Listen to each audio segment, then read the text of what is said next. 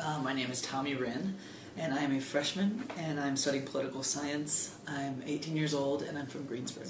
I feel like I've seen two very strong, different sides of Appalachian, because we have the LGBT Center, we have the Women's Center, and we have clubs like Saga, which is the Sexuality and Gender Alliance, and then we have clubs like Transaction, which is for transgendered people.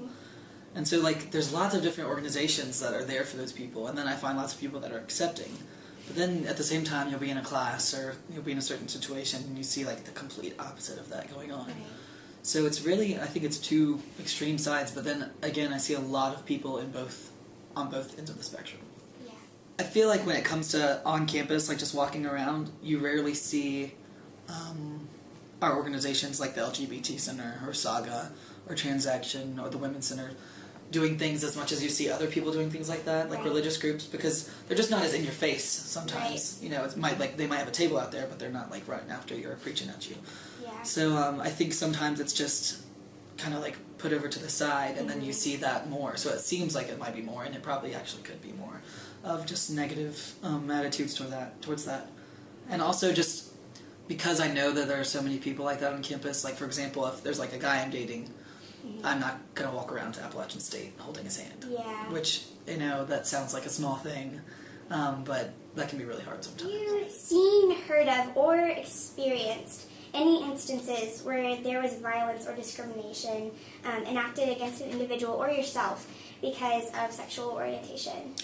Actually, last week there was, when we first started talking about doing the interview, I was talking with my other friend who's going to do this too, and we were just wow, we've never really felt like we saw or have felt it towards us. But actually last week, in a class, this guy, the topic was gays and gay marriage, and it was my freshman seminar, so it's a really open class, and we all talk, and I've been really open in that class about being gay, and this guy really turned on me, and he made it very personal, and really verbally attacked me for being gay, and it was, in his mind, apparently, he was just sharing his opinion, but he really said things personally to me that... Yeah. Really... It was more of a personal attack. It definitely than was. Just saying it was much more than just sharing an opinion, so...